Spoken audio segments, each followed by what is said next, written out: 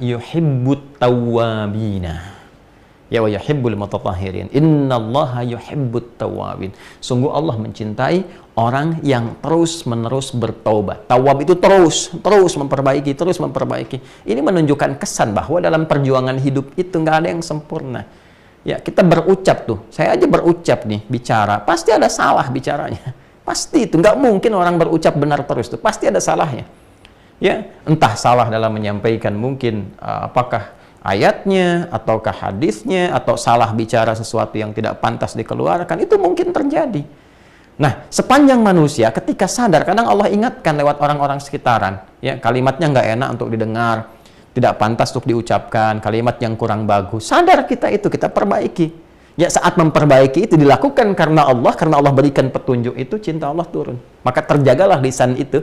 Nah, bukti cinta itu kemudian kita dapati, kita punya kekuatan untuk menjaga kemudian apa yang pernah salah itu menjadi lebih soleh, lebih baik. Gitu.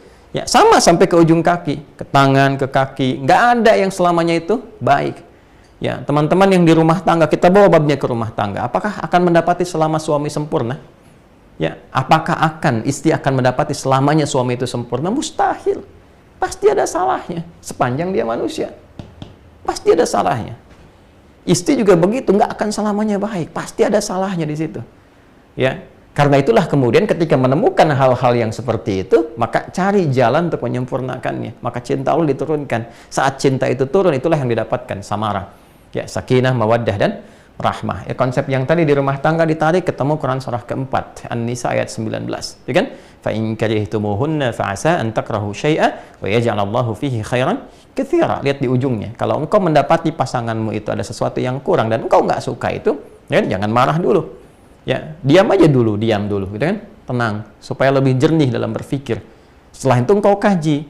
Oh, engkau temukan, justru disitulah ketika engkau ketemukan kekurangan di pasanganmu, itulah hikmahnya Allah kirimkan engkau untuk menyempurnakannya. Itu kan? Jelas ya? Baik, ini gambarannya teman-teman sekalian. Baik. Nah, ini sesuatu yang sangat mahal. Nah, ketika ini diambil, ada pahala. Nah, jadi konsep pahala itu jangan digambarkan kepada perbuatan ma'ruf saja. Ya, hal-hal yang positif, yang sholat, yang puasa, yang zakat, ngaji Quran, tapi meninggalkan maksiat pun itu ada pahalanya. Meninggalkan salah untuk mengambil soleh itu ada pahalanya. Dan menariknya, itu masuk dalam perbuatan hasanah juga. Ya, jadi hasanah itu sifat baik yang punya nilai pahala, ya kan? Sifat baik yang punya nilai pahala itu dibagi dua. Ada yang sifatnya amar ma'ruf, ada yang sifatnya nahi mungkar. Ya, ketika Anda sholat itu amar ma'ruf. Ketika Anda meninggalkan maksiat itu nahi mungkar. Ya, contoh misalnya kan, ada orang berbuat salah nih. Ketika berbuat salah, dia pengen taubat, datang ke Nabi sallallahu alaihi wasallam. Saat akan tiba waktunya salat, maka Nabi tahan dulu, kita salat dulu. Begitu salat, dia datang lagi mengkonfirmasi. Nabi katakan, taubatmu sudah diterima, engkau tadi salat. Ya, ketika dia salat itu sedang memanjatkan permohonan taubatnya. Ya, itu diterima, dikonfirmasikan oleh Allah dengan turunnya Quran surah ke-11 Hud ayat 114. Aqimis salata tarafain nahar wa zulafan minal lail innal hasanati yudhibnas sayyi'at. So, perbuatannya sayyi, sifatnya jamaknya sayyiat. Ya, ketika Allah turunkan kata hasanah di situ, Allah katakan perbuatan baik itu yang merubah seseorang dari salah menjadi pribadi lebih soleh, itu melahirkan hasanah, itu ada pahalanya dan menggugurkan dosa-dosanya. Anda bayangkan nggak dengan taubat itu, salahnya gugur, dosanya gugur, terus tetap dapat pahala di situ, pahala datang. Ya, berapa nilai pahalanya? 10. 10. Dari mana konfirmasinya? Quran surah yang ke-6 ayat 160. Man jaa'a bil hasanati falahu asyru amsalihha. Siapa mempraktikkan, mengerjakan satu perbuatan baik yang punya nilai kebaikan di sisi Allah, dia dapat 10 pahalanya. Ini perhatikan, ini bukan ilmu tak-atik ya, tapi begitu kuatnya kesesuaian dengan lafaz-lafaz dan penempatan ayat-ayat Al-Quran.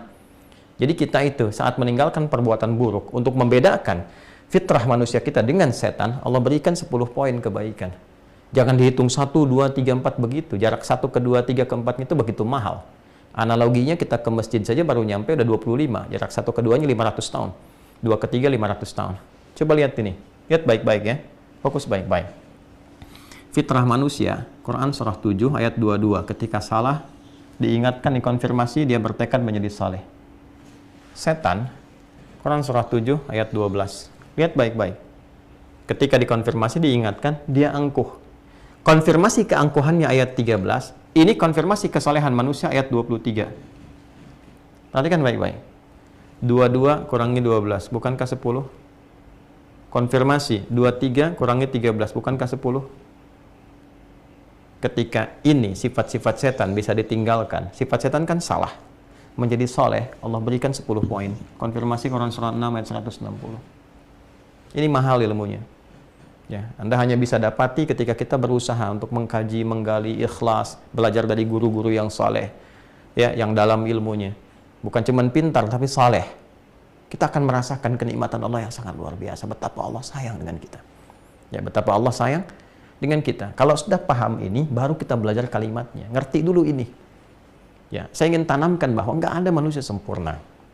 Tolong sampaikan, ya, atau tebarkan apa yang saya sampaikan di malam hari ini, risalah yang kita ajarkan dari Quran kepada setiap insan beriman. Ya, para pelaku maksiat, atau bahkan mudah-mudahan ceramah saya ini sampai ke lapas-lapas dan sebagainya. Anda yang terjebak dalam kesalahan, yang sekarang Allah isolasi supaya menjadi lebih baik. Makanya di lapas ada masjid, kadang-kadang datang ustadznya dan sebagainya. Saking sayangnya Allah, diberikan jalan untuk kembali. Kurang apa lagi gitu kan? Anda yang berada di luar, yang mungkin masih Allah beri kesempatan untuk bertobat, memperbaiki, tidak ditampakkan aibnya di hadapan banyak orang. Saking sayangnya Allah kepada kita. Kurang apa lagi? Kan? Nah, ditanamkanlah kepada diri kita ada kesadaran. Setiap kita, setiap manusia pasti ada salahnya, nggak ada yang sempurna. Dan sebaik-baiknya orang salah itu adalah orang yang mau bertobat untuk menjadi saleh. Allah aja masih memberi kesempatan. Itu kan? Dengan sifat sayangnya. Maka kita sebagai manusia mesti meneladani ini. Kita menebarkan nilai kebaikan ini supaya semua menjadi baik. Kan yang kita inginkan semua jadi baik. Ya. Maka ketika muncul dalam diri kita itu kesadaran-kesadaran bahwa kemarin mungkin pernah salah, kemarin mungkin pernah berbuat begini, cepat ambil peluang itu dan sadarilah pada saat itulah Allah sedang menanamkan cintanya. Betapa banyak wali-wali Allah Subhanahu wa taala, ya, orang-orang yang sangat dekat dengan Allah. Di banyak ayat tentang wali dalam Quran. Inna awliya Allahi la khaufun alaihim wa lahum yahzanun. Sungguh wali-wali Allah itu ditanamkan ke dalam jiwanya keyakinan yang kuat, kedekatan dengan Allah, sehingga kedekatannya luar biasa, nggak ada takut, nggak ada sedih, nggak ada gelisah, kecuali semuanya menyerahkan diri kepada Allah. Saking dekatnya dengan Allah Subhanahu wa taala. Banyak orang-orang dulu yang kemudian kita kenal dekat dengan Allah, ibadahnya, kebijaksanaannya, kemuliaannya, ada yang jadi ustadz, jadi penyampai hadis, jadi macam-macam, bahkan sejak era sahabat, kan era tabi'in, banyak sekali. Dan pada awalnya siapa mereka? Ialah orang-orang yang mampu belajar dari kesalahan yang pernah mereka perbuat. Banyak sekali. Ya.